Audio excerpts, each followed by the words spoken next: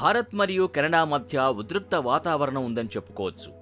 భారత్ కెనడాలోని భారత దౌత్యవేత్తల్ని వెనక్కి పిలిపించిన తర్వాత భారత్పై శాంక్షన్స్ విధిస్తామని కెనడా బెదిరిస్తోన్న పరిస్థితి ఉంది.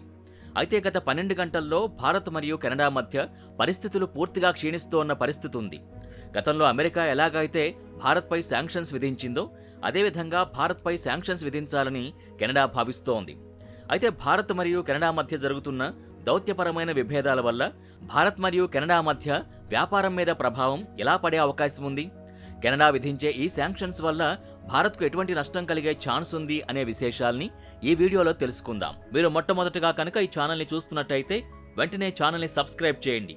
అందుకే మీరు ఈ వీడియోని లైక్ చేసి షేర్ చేస్తే వీడియో చాలా మందికి రీచ్ అయ్యే అవకాశం ఉంటుంది. బెల్ ఐకాన్ని క్లిక్ చేయండి. సిక్కు వేర్పాటువాద నేత హర్దీప్ సింగ్ నిజ్జర్ హత్య కేసులో భారత్ ప్రమేయం ఉందని కెనడా భారత్పై తీవ్ర ఆరోపణలు చేసింది. దీంతో ఆగ్రహించిన భారత్ కెనడాలో ఉన్న భారత దౌత్యవేత్తల్ని భారత్కు తిరిగి రావాలని ఆదేశించింది.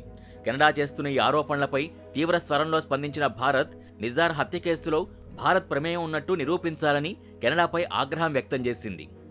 అయితే ఈ వివాదంపై కెనడా ప్రభుత్వానికి చెందిన నాయకులు పలు రకాల ఛానల్స్కి ఇంటర్వ్యూలు భారత్కు వ్యతిరేకంగా ఇస్తున్న తరుణంలో జస్టిన్ ట్రూడో కూడా ఈ వివాదంపై మీడియా సమావేశాన్ని నిర్వహించాడు. ఆ మీడియా సమావేశంలో భారత్లో ఉన్న లారెన్స్ బిష్నోయ్ గ్యాంగ్ కెనడాలో ఉన్న ఖలిస్తానీ మద్దతుదారులే టార్గెట్గా హత్యలు చేస్తోందని, ఏకంగా లారెన్స్ బిష్నోయ్ గ్యాంగ్కి భారత ప్రభుత్వానికి సంబంధం ఉందనే అర్థం వచ్చేలా వ్యాఖ్యానించారు. ఒకసారి మనం భారత్ మరియు కెనడా మధ్య ఈ వివాదం గురించి తెలుసుకుందాం. జూన్ 2023లో కెనడాలోని సుర్రే అనే ప్రాంతంలో గురుద్వారా దగ్గర హర్దీప్ సింగ్ నిజ్జర్ అనే ఖలిస్తానీ టెర్రరిస్టుని గుర్తు తెలియని వ్యక్తులు చంపేశారు. ఆ తర్వాత సెప్టెంబర్ 2023లో సెప్టెంబర్ 18న కెనడా ప్రధాని జస్టిన్ ట్రూడో నిజ్జర్ హత్యలో భారత హస్తం ఉందని ఆరోపించాడు. ఆ తర్వాత అక్టోబర్ 2023లో భారత్లోని కెనడా 41 డిప్లొమాట్స్ని కెనడాకు పిలిపించుకోమని, వారికి మరియు వారి బంధువులకు ఉన్న సౌకర్యాలన్నీ భారత్ నిలిపేసింది. మే 2024లో సిబిసి న్యూస్ కథనం ప్రకారం కెనడా పోలీసులు అరెస్ట్ చేసిన వారిలో ఒకరు మేం భారత్ నుంచి నిజ్జర్ని హత్య చేయడానికే వచ్చాం అని ఒప్పుకున్నారని వెల్లడించారు. అక్టోబర్ 2024 ఆర్సీఎంపీ కమిషనర్ కెనడాలో ఉన్న ఇండియా ఏజెంట్స్ క్రిమినల్ యాక్టివిటీస్లో ఇన్వాల్వ్ అయి ఉన్నారని ఆరోపించారు. ఆ తర్వాత కెనడా భారత దౌత్యవేత్తల్ని సస్పెండ్ చేసింది. వెంటనే భారత్ కూడా భారత్లో ఉన్న కెనడా దౌత్యవేత్తల్ని కూడా అక్టోబర్ 19లోగా కెనడా వెళ్లిపోవాలని ఆదేశించింది. కెనడా ప్రధాని ఇలా చేయడం వెనుక చాలా కారణాలున్నాయి. కెనడాలో 2025లో ఎన్నికలున్నాయి. ఆ ఎన్నికల్లో జస్టిన్ ట్రూడో గెలవాలంటే సిక్కు కమ్యూనిటీ మద్దతు ట్రూడోకి తప్పనిసరి. అందుకే తన గెలుపు కోసం సిక్కుల్ని ప్రసన్నం చేసుకునే క్రమంలో నజ్జర్ కేసుని మరలా తెరపైకి తీసుకొచ్చి ఎన్నికల్లో సిక్కుల మద్దతు కోసం ఈ ప్రయత్నాలన్నీ చేస్తున్న పరిస్థితి ఉంది. అయితే కొన్ని నెలల క్రితం కెనడాలో ఉన్న హిందూ ఆలయాల ముందు యాంటీ ఇండియా పోస్టర్స్ పెద్ద ఎత్తున వెలిశాయి. భారత్కు మద్దతిచ్చేవారు తక్షణమే కెనడా వదిలి వెళ్లిపోవాలని బెదిరింపులకు దిగారు. అయితే ఈ పోస్టర్స్ పట్ల జస్టిన్ ట్రూడో మౌనంగా ఉండి సిక్కులకు మద్దతు పలికాడు.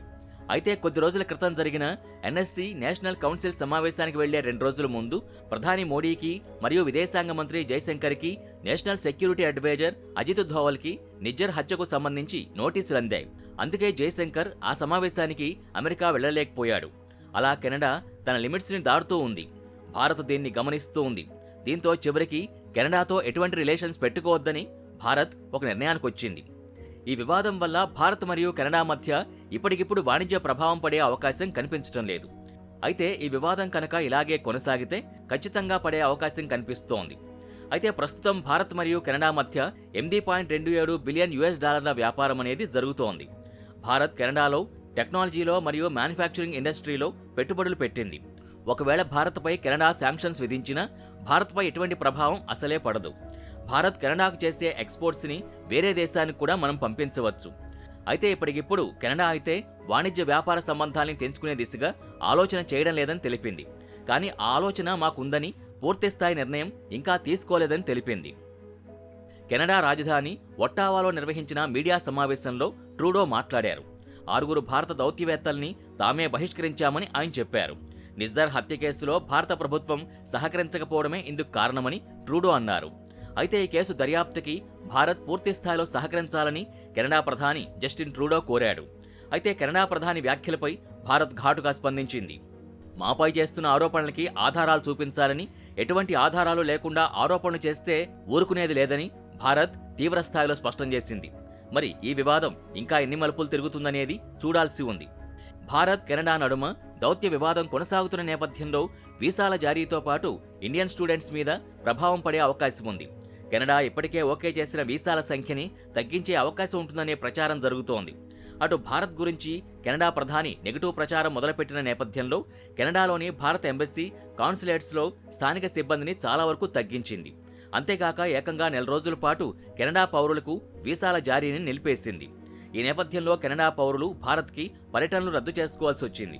భారత్లోని తమ కుటుంబాల్ని కలిసేందుకు కెనడా పౌరసత్వం తీసుకున్న ఫ్యామిలీలు చాలా ఇబ్బందులు పడ్డాయి. అయితే ఓవర్సీస్ సిటిజన్ ఆఫ్ ఇండియా కార్డుతో పాటు భారత్కు వెళ్లేందుకు చెల్లుబాటు అయ్యే వీసా ఉన్న కెనడియన్స్కి ఎలాంటి ఇబ్బంది కలగలేదు.